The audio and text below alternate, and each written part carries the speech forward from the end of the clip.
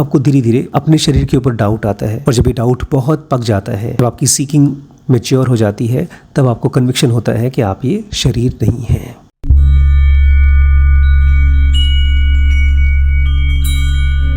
नमस्कार दोस्तों, स्वागत है आपका डीप नॉलेज में।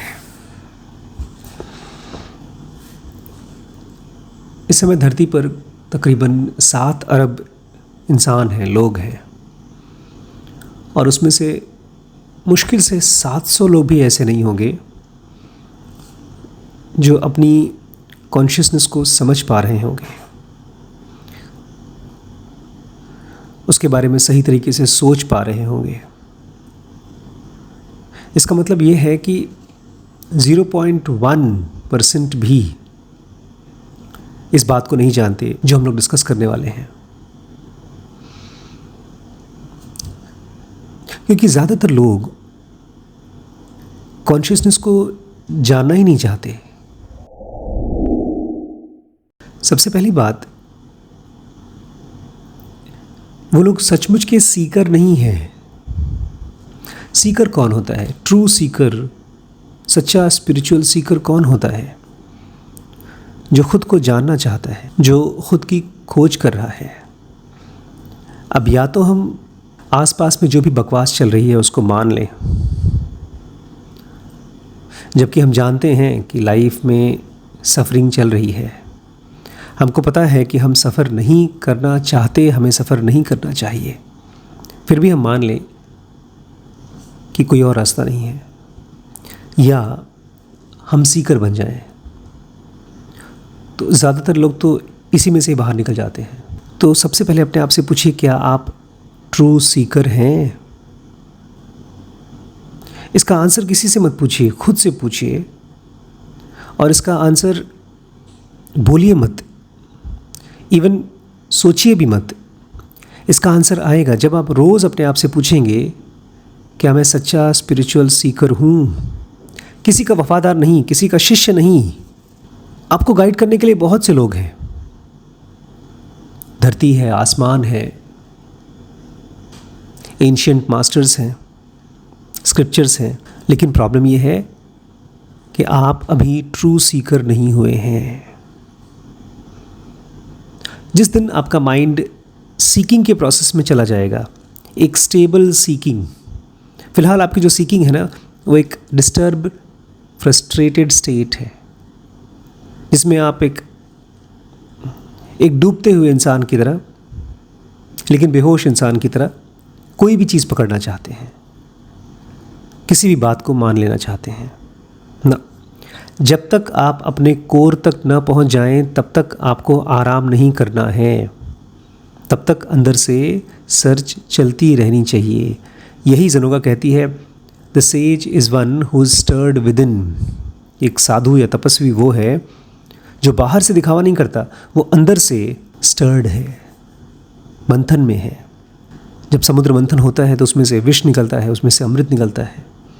ऐसे ही जब आप अपने अंदर में मंथन करते हैं, खोजते हैं, सीख करते हैं, बहुत ही इत्मीनान और बहुत ही कामली, तब जाकर के आपको अपनी खुद की रियलिटी पता चलती है। अब दूसरी बात बड़ी इंटरेस्टिंग है।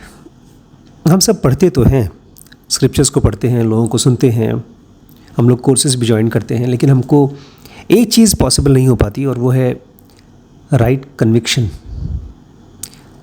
भरोसा। ज़्यादातर हमारे भरोसे ऐसे होते हैं जैसे एक जलता हुआ दिया, ज़रा सा हवा का झोंका आया और वो बुझ जाता है, या आपके घर में लगी हुई बल्ब, जैसे ही बिजली गई वो ख़त्म हो गई। राइट कन्विक्शन सूरज की तरह होता है। बादल आते हैं तो सूरज ढक जाता है, लेकिन फिर भी सूरज ख़त्म नहीं होता, बुझता नहीं है। तो किस चीज़ पर राइट कन्विक्शन होना चाहिए?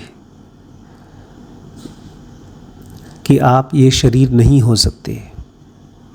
जब आपको ये बात कंप्लीटली समझ में आ जाती है, जड़ की तरह पकड़ लेती है, चाहे आपके गुरु की वजह से, चाहे आपके अपने एक्सपीरियंस की वजह से, जब ये बात आपको पकड़ लेती है कि आप ये शरीर नहीं हैं, तो ना ही तो आप इस शरीर के ज़रिए फील करते हैं, ना ही तो आप इस शरीर की तरह सोचते हैं, और ना ही तो आप इस शरीर की तरफ से काम करते हैं।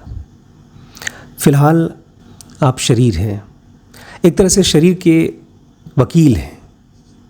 जैसा आपका शरीर कहता है वैसा ही आप करते हैं, मजबूरन करना पड़ता है। लेकिन उसके पीछे ये बिलीफ बड़ी स्ट्रॉन्ग है कि आप ये शरीर हैं। ये बात सच नहीं है, ये केवल आपकी बिलीफ है जो हर रोज़ झूठ साबित होती है। जब आप सोने जाते हैं तो आप अपना शरीर छोड़ देते हैं, लेकिन फिर भी सुबह उठ करके ये बिलीफ उतनी ही स्ट्रॉन्ग हो जाती है।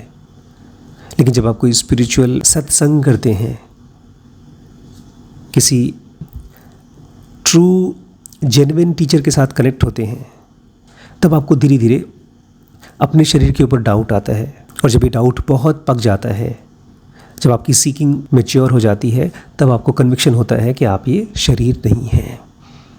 और तब जाकर के आप बिहेव करते हैं एंटी बॉडी की तरह, मतलब नॉन बॉडी की तरह। आप सोचते हैं, महसूस करते हैं और आप क्रियाएं भी करते हैं, एक्टिविटीज़ भी करते हैं, लेकिन इस शरीर की तरफ से नहीं, बल्कि एक यूनिवर्सल बीइंग की तरह, एक ब्रह्मांड का जीव जो ब्रह्मांड ही है, जो पूरे के पूरे ब्रह्मांड को अपने शरीर में जीता है। ये है राइट कन्विक्शन। शुरू में ये चीज़ बड़ी मुश्किल होती है समझ पाना कि आप एक यूनिवर्सल बीइंग हैं। इसलिए आप एक्सपीरियंसेस खोजते रहते हैं, जाकर किसी ऐसे इंसान से मिलना चाहते हैं जो एनलाइटेंड है, और उसके टच करने से, उसके साथ रहने से क्या पता उसकी एनर्जी आपको भी एक्सपीरियंस हो जाए। हो भी सकता है किसी ऐसी जगह पर जहाँ कई सालों तक साधना की गई है, बोधि का पेड़ है जिसके नीचे भगवान बुद्ध बने थे, हो सकता है उसके नीचे आपको भी एक्सपीरियंस आ जाए। लेकिन आप जहाँ रहते हैं, आपका घर जहाँ है, आपकी रूटीन, आपका रोज़ का उठना बैठना, वो जहाँ से होता है, वहाँ से आपकी यात्रा चालू होगी। धीरे धीरे आप खोज करना बंद कर देंगे दूसरों की, जगहों की।